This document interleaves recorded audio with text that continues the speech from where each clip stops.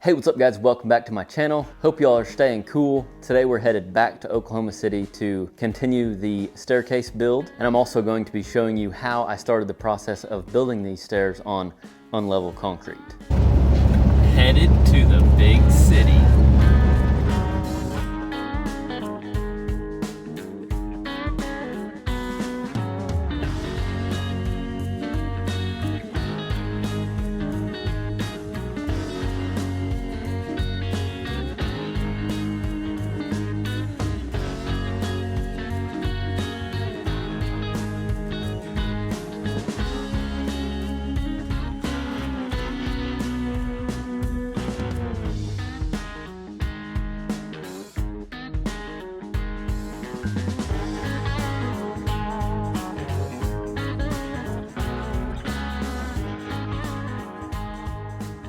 So the first thing I did on this particular day was stage my work area.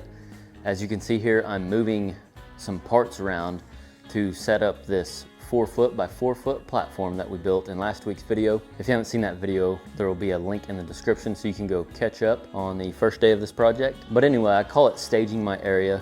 And the first thing I'm gonna do is set this platform up on jack stands, get it pretty close to level. I'm actually going to be building this upside down, and I'm going to be using a square to put all my legs on. That's why I said pretty close to level, because it doesn't have to be level for this particular process. But to be honest, my habit is to always get stuff level whenever I'm working on it, whether I'm utilizing the level or not.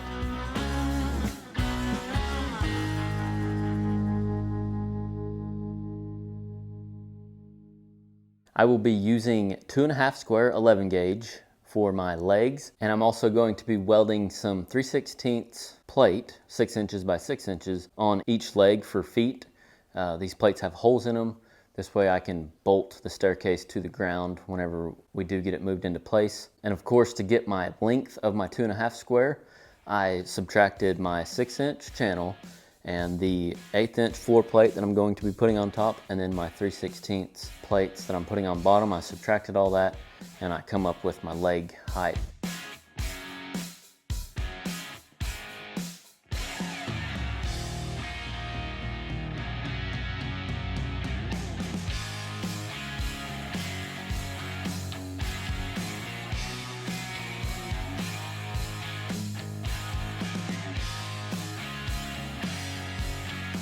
So once I got all my legs cut to length, I went ahead and marked out each one of my plates. That way it would be easier to just kind of streamline these 4 legs that I got to weld plates on. And to make it a little quicker on marking all these, I used a combination square and set it to the proper dimension. And then I used my soapstone that you can find in the arosswelding shop. Don't ever have to sharpen it. That's what I like about this soapstone.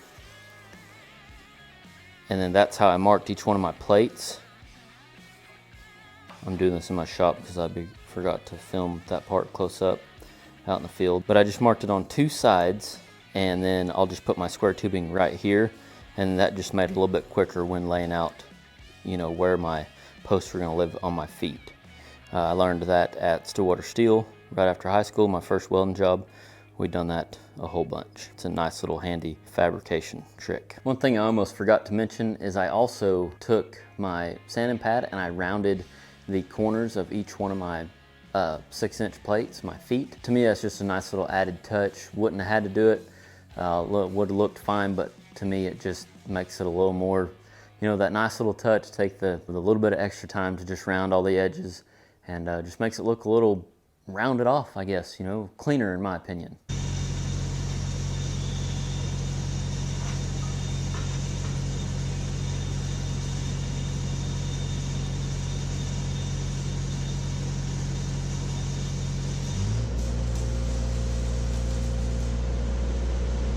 I am using 332/70/18 to weld these feet on. Most of this staircase I used 332/70/18. Now whenever we get to the handrails on this project, since we are using 1.5" 14 gauge for the handrail, I will be using 332/60/11. A more ideal process would be short arc MIG. Some of you have suggested that or asked why I'm not using a MIG.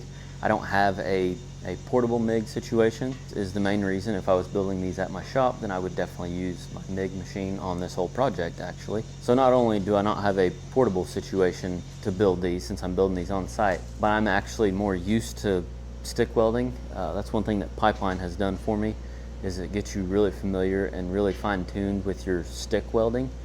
And so it's not as as much of a pain to me as it would be to somebody that hasn't done as much stick welding. If you've done lots of MIG and you're used to MIG, it can be more of a pain trying to use little bitty stick rod like 332, 6011 to weld this stuff. Now, I'm not tooting my own horn, but I'm just saying anybody with lots of experience with a particular something or another, it's not as big a deal as one would think is all I'm getting at here. So it works for me is what I'm saying. I think there's tons of options when it comes to welding, and this is just the option that I had and that I was more than comfortable with utilizing.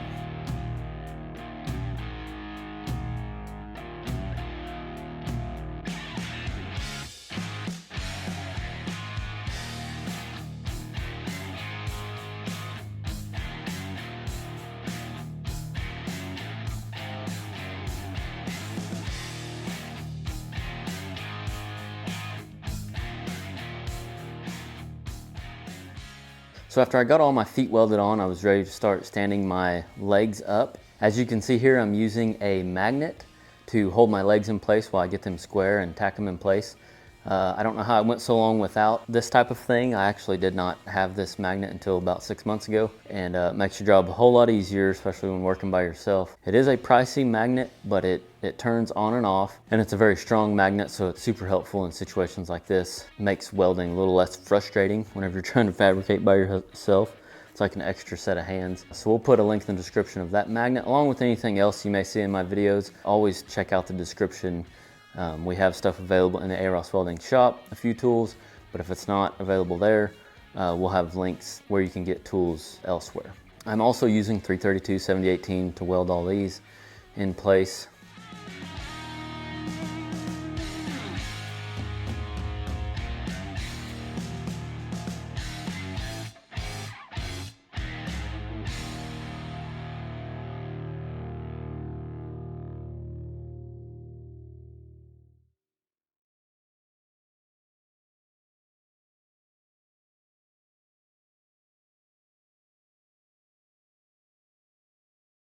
So once I got my legs welded onto my platform, I was able to flip the platform over with my handy dandy gin pole. Digital prints available on my website, arosswelding.com, so you can build your very own gin pole. Anyway, I was able to flip it over and then attach the bottom set of stairs to the platform. But before that, you can see here I'm using jack stands to get my platform level. Luckily in this situation, my jack stands were able to go high enough to where I could get all my legs off the ground. And as you can see here, the legs are different heights off of the ground, and that's because the concrete is sloping in two different directions. So for this platform to be level, the legs are gonna have different spaces underneath them all the way around, but we're not worried about that. We just want we want to pretend we're setting on level concrete, and we want to pretend that the stairs that we attach are going to be on that same plane of level concrete also.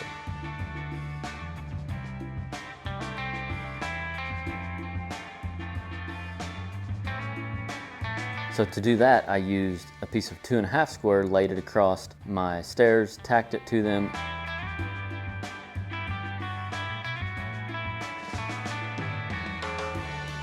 And then put my shorty jacks up underneath the 2.5 square and got my stringers level, got my stair stringers level, and then tacked it to the platform.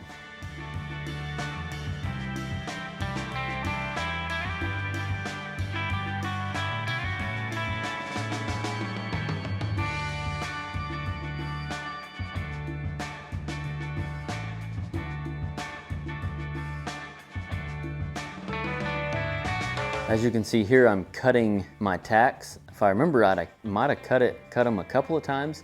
That's one thing I want to stress when building anything, especially something that needs to set level on the ground. Like ideally when I get done with the staircase, I want all the feet to be touching the ground. So it's very important to me that I get these stringers at the right angle to where the feet, whenever I put the feet on the stringers, they're going to be in the same plane as the feet on the platform. So that's one thing I want to stress. Kind of goes back to like having patience when being a welder. Patience goes a long way, and not getting in a hurry. If you get something tacked off real good and you go to look at it again and it's not right, take the time to cut the tack and get it back right. Same goes with hanging gates or anything. I talk about that a lot because as a welder, we spend so much time getting it right that sometimes once we tack it and it drew a little bit and it's not right, it can be frustrating to have to cut the tack. I know some of you have done what I've done and just said, oh, it'll be all right. And then later on, you're like, man, I sure wish I would have taken the time to cut that before I had welded it out, you know? So that's just one thing that I want to mention, since I know a lot of you that watch are, you know, just not getting into welding. It's very important, and it'll pay off in the long run to take the time to cut a tack if you need to. I also went ahead and cut some 1.5 inch flat to cap a couple of parts of my channel here. There's a little section at the top that I needed to cap, and then there was about a 6 or 7 inch section right at the face of my stairs that I needed to cap with some flat.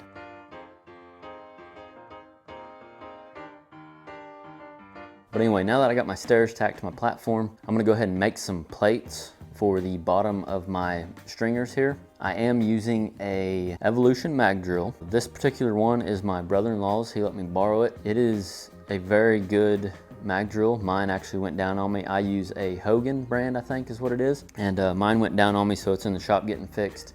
Mag drill is a pricey investment, but as a rig welder and as having a shop on wheels, a mag drill is a super beneficial thing to add to your arsenal of tools. Like I said, pricey investment, but well worth the money once you're able to do so. And we'll put a link in the description for this particular mag drill, because I do recommend it. It's a good brand and a good size that works good for the type of stuff I do.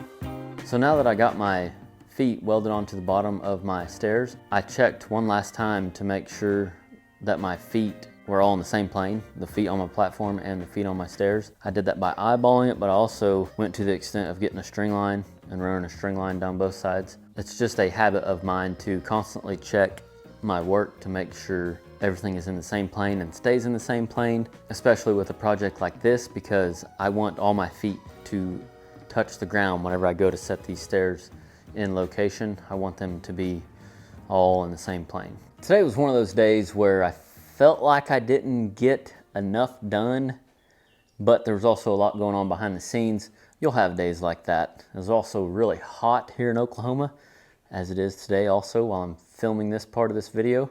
But like I said, there was a lot going on behind the scenes. There was a lot of tedious, you know, trying to get the stairs level with the platform, doing the little work of getting, you know, the channel capped and building the feet, you know, all that takes time. You know, it's custom fabrication on or with a shop on wheels, essentially.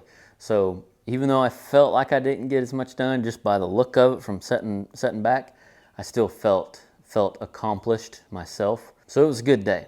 I wanted to share with you, this is my advice I wanted to share with you this week, is more or less just a quick tip on rise over run. For those of you that wondered how I got my length of my stairs, my stairs, my stringers. I want to make this as simple as possible so you just get the gist of it. But for those of you that didn't like school, that didn't pay attention in geometry like myself, this is one that you'll want to know if you ever build such thing. So it's a real simple deal. Don't let the letters confuse you with the numbers. A squared plus B squared equals C squared. I'm just going to use a basic example. Mine was a little bit different, but I'm going to use a basic example. 48 inches by 48 inches. And one thing that I want to mention here is whatever you use, like I'm using inches make sure you're using inches for both. So we got a rise, this is your rise over here, a rise of 48 inches, and we got a run of 48 inches. This is your run. So this is A and this is B. So we take 48 times 48, that's all that little 2 means, is 48 times 48. 48 times 48 equals 2304, 2304, and then we do the same with the run. 48 times 48 equals 2304, obviously, but I just wanted to do that, so I'm going through the motions here. So we know that A is 2304 and B is 2304, A squared and B squared. So we add these two together, because that's what we do in our formula here, plus 2304, 2304 plus 2304, can y'all see my calculator? Yeah, equals 4608. 4608. Okay, so that's technically our length right here. But to get that back into inches, we need to, instead of the little bitty 2 up here, we need to go the opposite. The opposite of this little bitty 2 is that little, that sign right there, that little, oh, what do you call it? You know, that confusing math symbol. Because those of you that probably fallen asleep same time I did in math class, that's what the opposite of that is. So to do that, I got my number punched in here, 4608. So like on this calculator, I got my number punched in, and right here is squared. That's what we done to get this number. But then right above it, you see that little symbol that I just drew right down here. And so to get that symbol above this button, you got to shift. So I hit that shift button, you hit that, so now that right there is our length, or hypotenuse. This right here is called the hypotenuse, but we're going to keep it simple, layman's terms. The diagonal is what I like to call it. The diagonal length is 67.88. So 67.88 is the length of that. As long as this is a 90.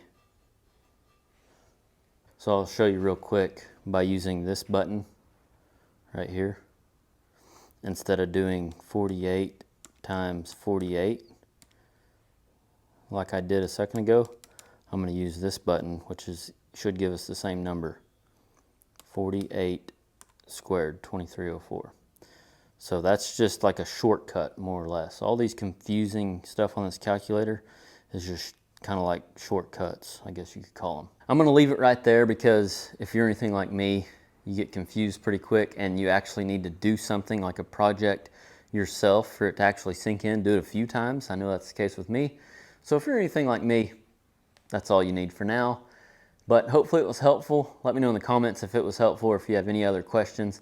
Thank y'all for coming along with me today. Don't forget to check out our website, arosswelding.com, for all kinds of helpful stuff that Kayla and I have built just for you right over there. Thanks again for watching, and remember, learn something every day.